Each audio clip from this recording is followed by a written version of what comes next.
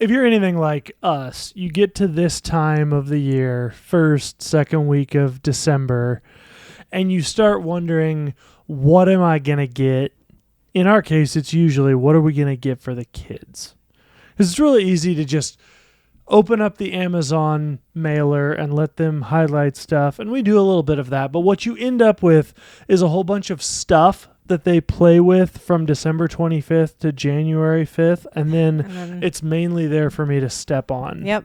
Or have to clean up at the end of the day without them playing with it. So over the years, babe, and you're kind of the one running this episode, you have done a fantastic job of coming up with unique Christmas gifts for kids. So this is your Marriage by Design Christmas gift for the kids head start. Sure. With Andrea Warnock. Let's get into that.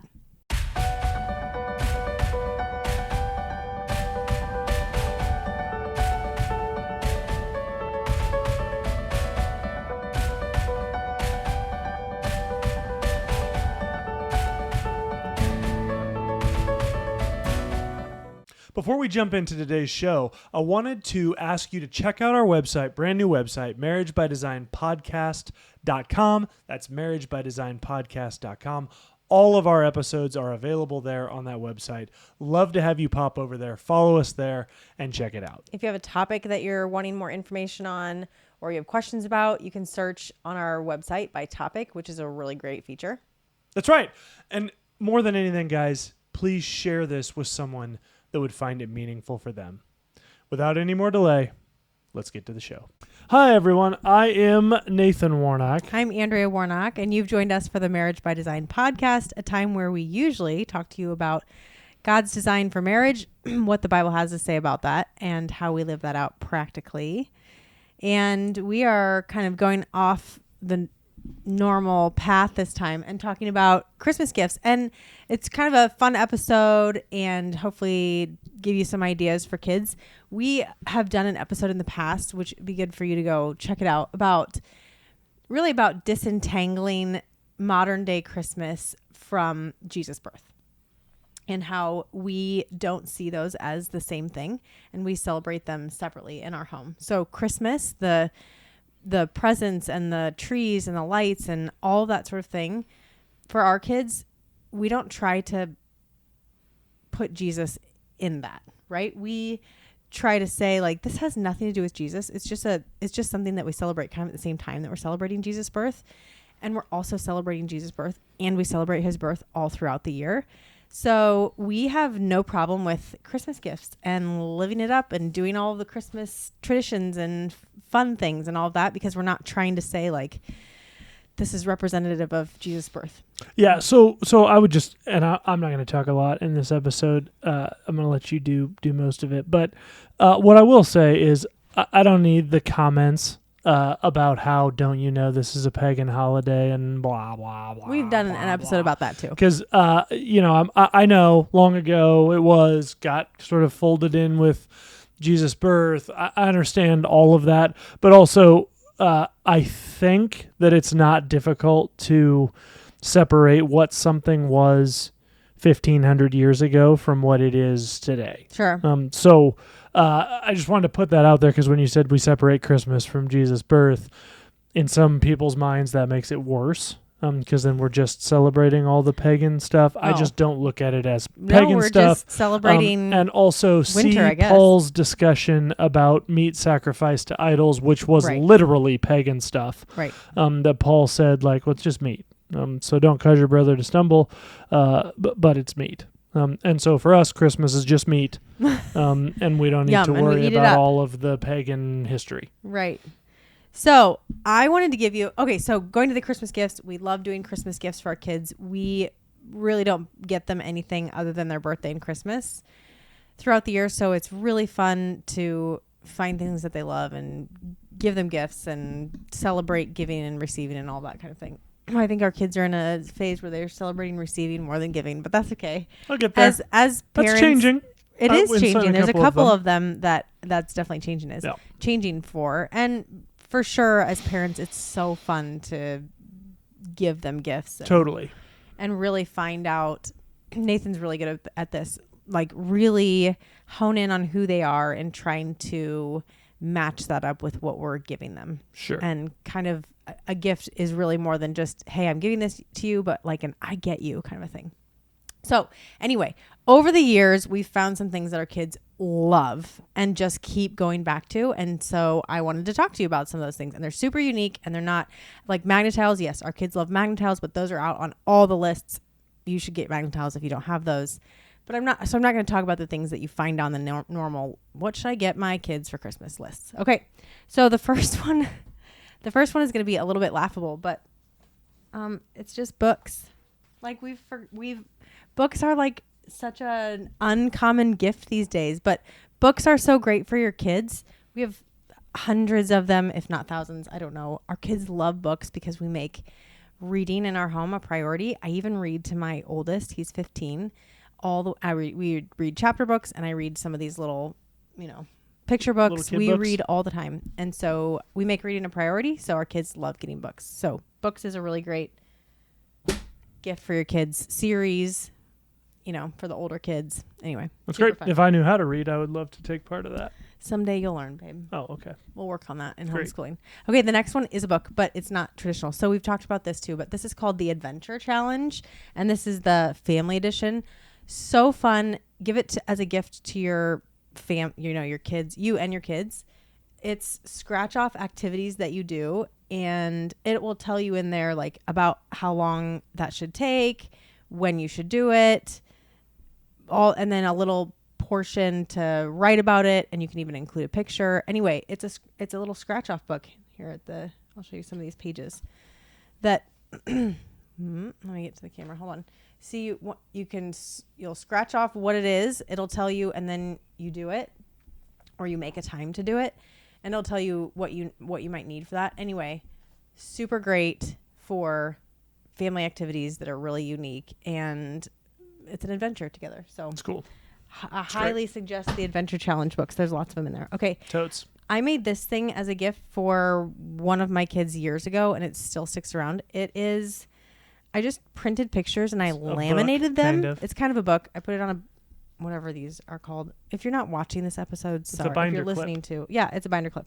So I printed a bunch of pictures. I laminated them. I poked a hole in them, and then I put a binder clip in them, and it's pictures of all the family members. So this was something that I did for like a 1 or 2 year old at the time, that they could flip through and look at all of their, grandparents, aunts, uncles, cousins, grandparents' pets, our uncle's cat, all that sort of thing. So it's pictures of family, and they just love seeing them in this little book type thing. So that was a really fun, unique gift that has gotten used a lot over the years. Not all of them. Some of them were just pictures we took of those people, but I know when you did that, you had people send pictures too. Yep. So it's kind of fun because some people like took a picture specifically for that, which was kind of fun.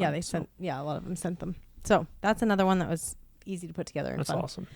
Okay, something I got off of Facebook Marketplace a couple years ago was a set of pots and pans. I got it for $10. I'm not even sure that they had ever been used. They came with lids too.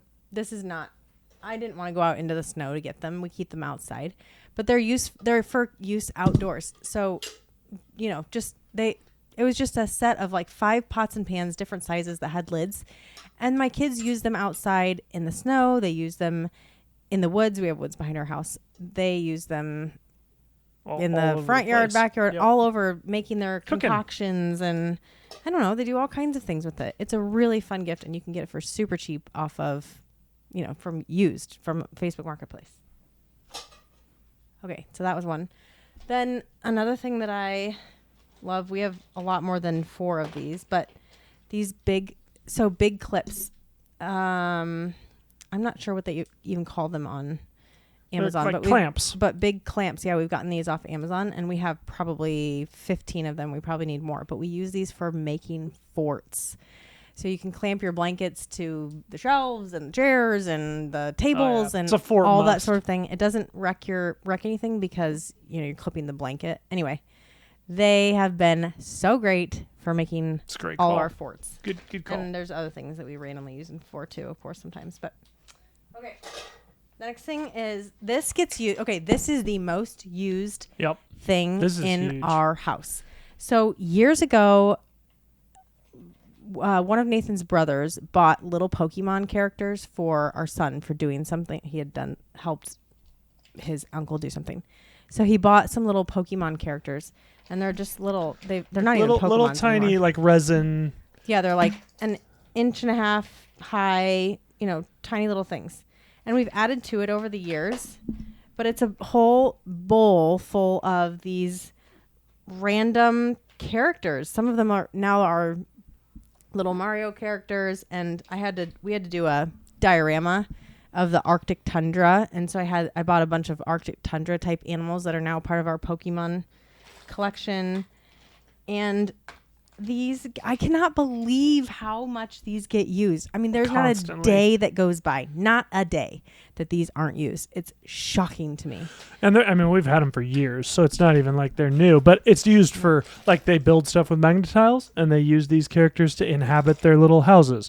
They play Legos, they use some of these characters to inhabit their Lego stuff. They use them for playing board games. Pokemon. They use them for anytime you might need little guys running around, these are the ones that get used. And it's just constantly. And they're cheap. I mean, you can buy like a 180 piece one for like $20. Yeah, and I will say, I don't know, our daughter doesn't use them as often. Our boys are the ones who use them the most. Yeah. So yeah. It's the same color. Although she does for magnetiles. Yes. Oh yeah, she uses them when they play magnetiles. But our sons will use them for all things all day long. So, so the next thing is this. I'm not sure if I can get this scooted over. Anyway, we bought our daughter a bunch of she's really into doctor things and veterinarian type things. So we bought her real life medical things a few years back. So like I took glass jars and put like cotton balls and cotton swabs and tongue depressors. So, and then I got her real medical gloves that fit her tiny hands, and somebody gave us some real medical supplies that they didn't need anymore that she uses. Real stethoscope, real otoscope, the thing that looks in your ear and up your nose and all that. So she has real supplies. You can get all these things off Amazon. A real temperature taker for the forehead. Just all kinds used prescription bottles from family and friends. Right, empty prescription bottles that she puts like Cheerios in for the medicine. prescription, for the medicine. Mm-hmm. Just a whole, and then I organized it for her. So I put it in this 3-tier rolling cart so she can, roll to each exam room with her cart. And it's all organized. It's amazing. It's been super fun for her. And then last year, somebody gave her a pair of scrubs you can get for kids off Amazon, I think, and a doctor's coat that has her name embroidered on it. And then she also, last year, off of Etsy, kids just like real life pretend things. They don't want the pretend things. They want like real life pretend things. Anyway, off Etsy last year, we bought this printable packet for medicine, not like a medical pretend play.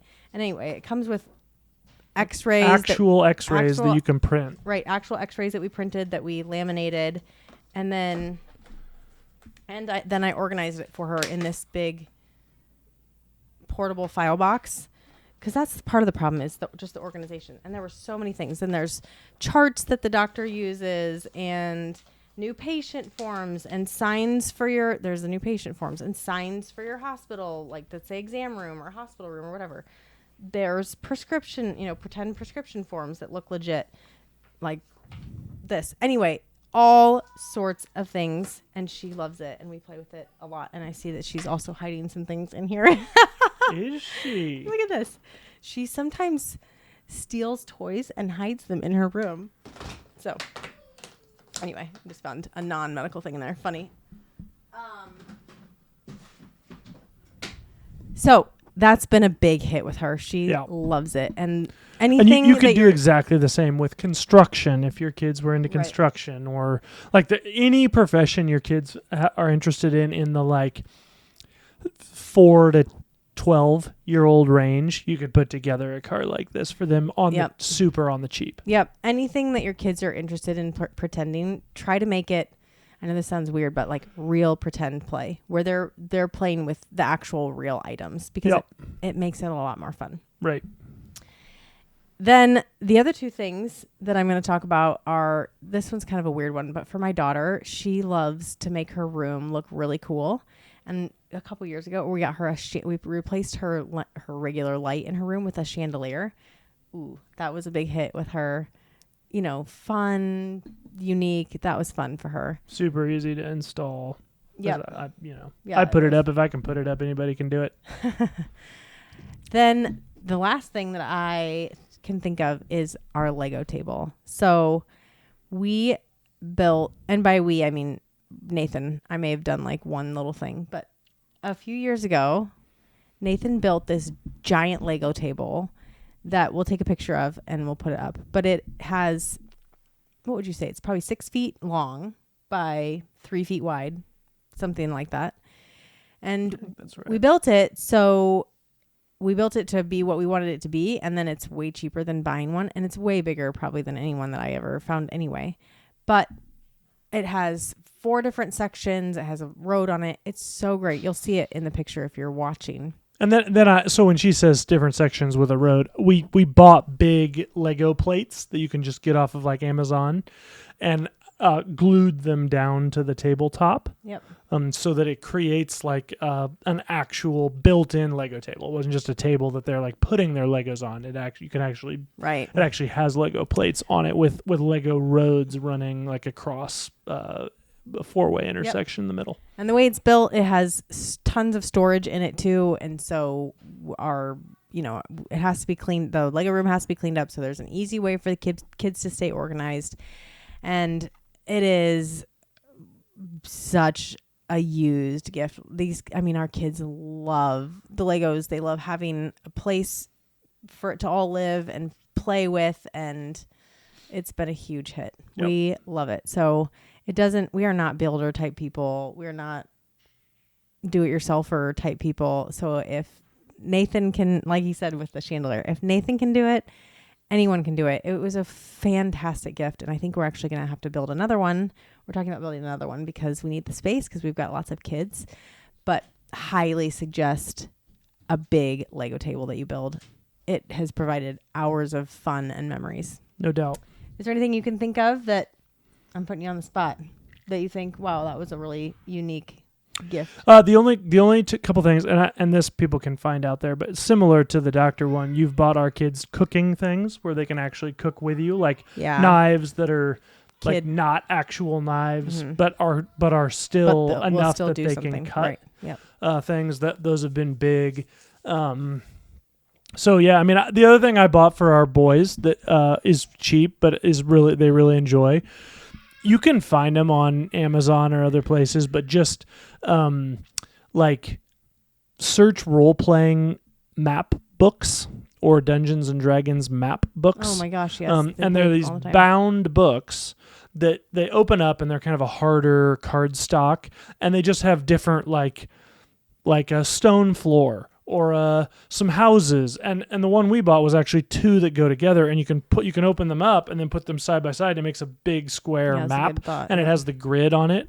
And the boys use the Pokemon and dice to just play whatever made up game they have in their head on these boards, but they really enjoy doing that. And Jackson has gotten involved, our oldest has gotten involved in doing some of that with them as well. So certainly recommend that.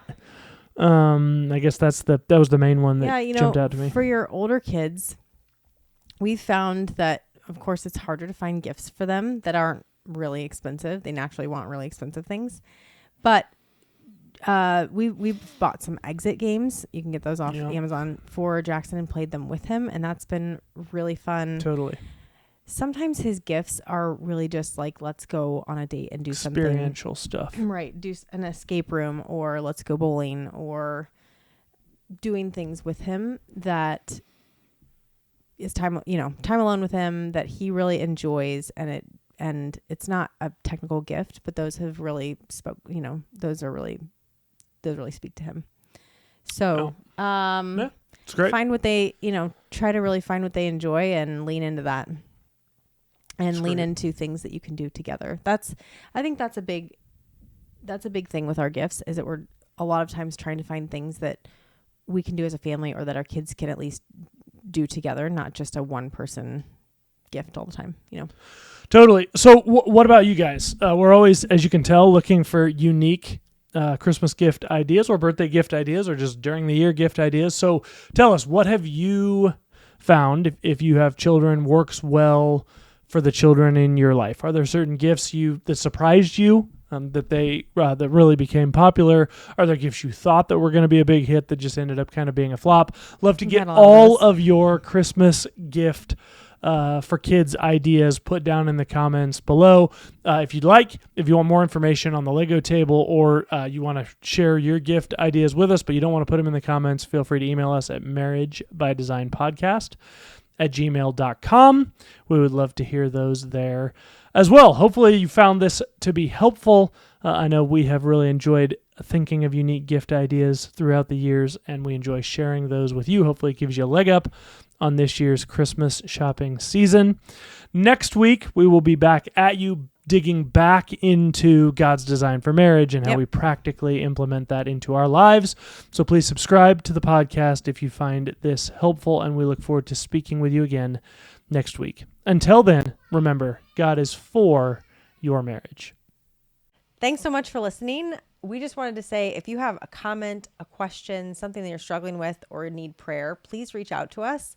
You can get a hold of us by emailing marriagebydesignpodcast@gmail.com, or of course you can comment on any of our social media and we will get back to you. But if you have something private, feel free to email us. We're personally respond to you. That's right. And we do respond to every comment that we receive, either through our website, through YouTube, through our social medias, which leads me to, feel free to pop over to our website, marriagebydesignpodcast.com. You can leave comments on any of our videos through that site. We would love to be able to connect with you, but please don't hesitate to reach out. Even if you just need prayer, you need someone to hear what you're going through, we're here for the Marriage by Design community, so feel free to reach out anytime. Until then, guys, thank you so much for joining us. We'll talk to you next time.